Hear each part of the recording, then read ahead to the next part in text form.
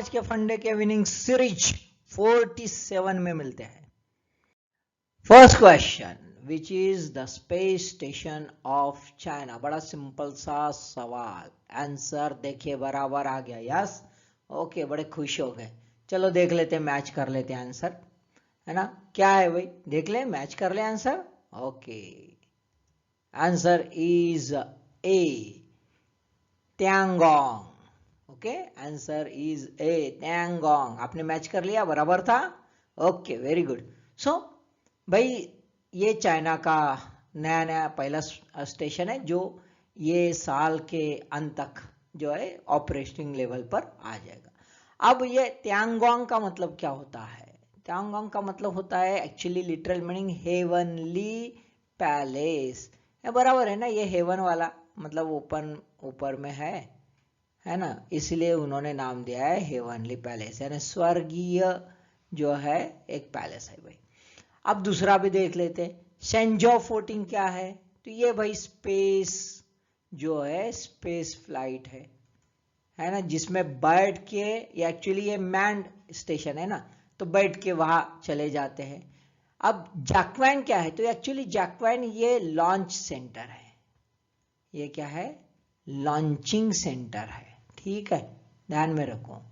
और मार्च 2F क्या है?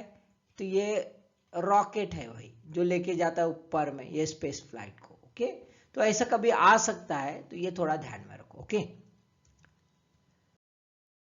न्यूज क्या है भाई? न्यूज बहुत ही अच्छी है। China marks new space milestone.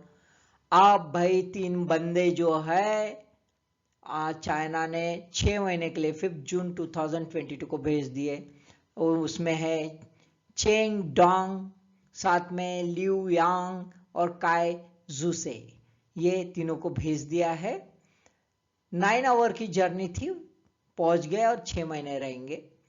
Station ये साल के एंड तक पूरा ऑपरेशनल लेवल पर हो जाएगा।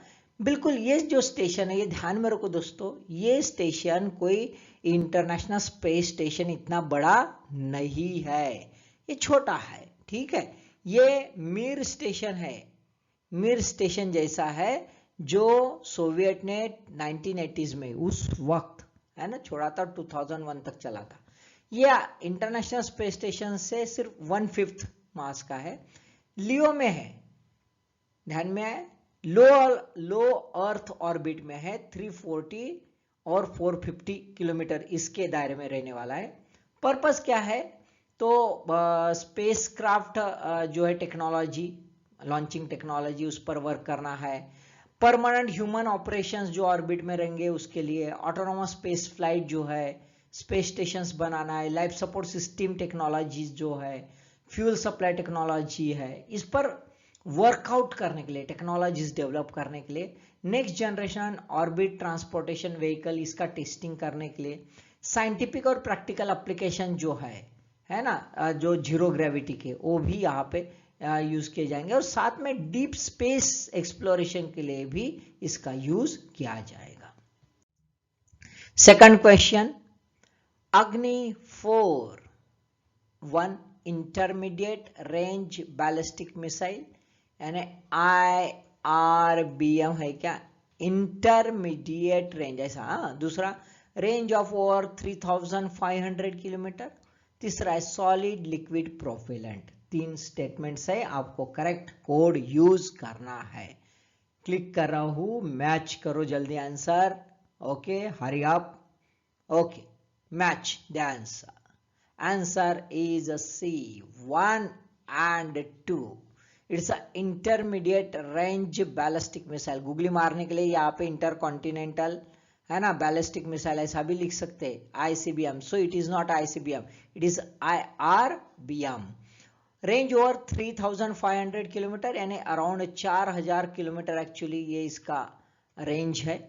It is solid liquid propellant? No, solid liquid नहीं, it's only solid propellant two stage. Okay, ठीक है, देख लेते हैं न्यूज में क्यों है। दोस्तों न्यूज में इसलिए है, strategic missile Agni 4 successfully test fired on the 6 June 2022 22 from APJ Abdul Kalam Island, Odisha. 4th in series, earlier called as Agni 2 Prime, developed by DRDO, lightweighted है, 2-stage solid propulsion है, payload with reentry heat shield है. In the sense ये कैसी जाती भाई, ये you ऐसे जाती. तो ये जो रहता है यहाँ पे ये ऊपर जाती है और यहाँ से अंदर हमारे वातावरण में जब आती है तब घर्षण से ये खुद खत्म हो सकते हैं. उसको बचाने के लिए that is a reentry heat shield है. Capable of hitting the targets nearly all China. China के लिए बनाई गई है. हमारा एम है कि हमारा कोई किसी से दुश्मनी हम नहीं लेते. हमारी इंडियन डिफेंस पॉलिसी और फॉरेन पॉलिसी ये पंचशील के तत्व पर आधारित है. इसलिए हमने जो भी टेक्नोलॉजीज डेवलप किए, defence technology, it is purely for defence not offence. इस कॉन्टेक्स्ट में हम बड़े बोल्ड इससे कहते हैं कि भाई ये credible minimum deterrence CMD capability से हमने ये बनाया है. हमारा ये पॉलिसी है कि भाई चाइना यदि हमको धमकी दे सकता है तो हम भी बता सकते हैं कि हमने भी दम रखते हैं. Third question, which of the following is or are functions of Defense Acquisition Council DAC? DAC के कौन से functions है भाई? 1. In principle approval of a capital acquisition of a defense procurement. Defence का जो परचेसिंग है कैपिटल लेवल का, बहुत बड़े पैमाने लेवल पर का, उसका इन प्रिंसिपल अप्रूवल. दूसरा है यानी पॉलिसी अप्रूवल. ठीक है. 2.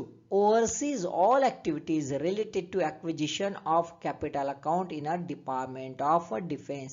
जितने भी प्रोक्यूरमेंट की पॉलिसी चलती है, एक्विजिशन की चलती है, उसके ऊपर ओवरसीज यानी सुपरविजन करता है. तीसरा, set out the annual acquisition plan for the 3 services.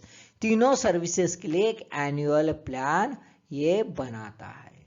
So what is और आर द फंक्शंस? क्लिक कीजिए. किया, मैं कर रहा हूं क्लिक.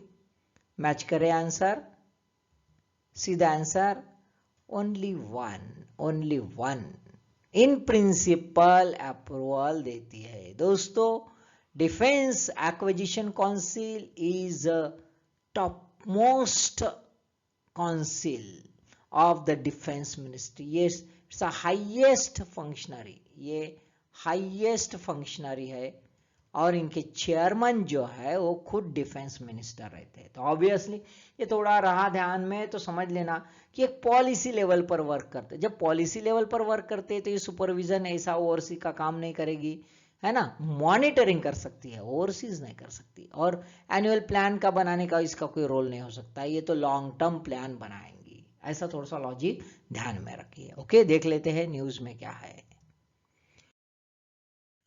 दोस्तों, न्यूज में ऐसा है, ₹76,390 crore defence projects get nod by the DAC on the 6th June 2022, giving the preliminary approval, the acceptance of a necessity for capital acquisition to boost. क्या है तो हमारा जो इंडियन जो डिफेंस इंडस्ट्री है उसको बढ़ावा देना है.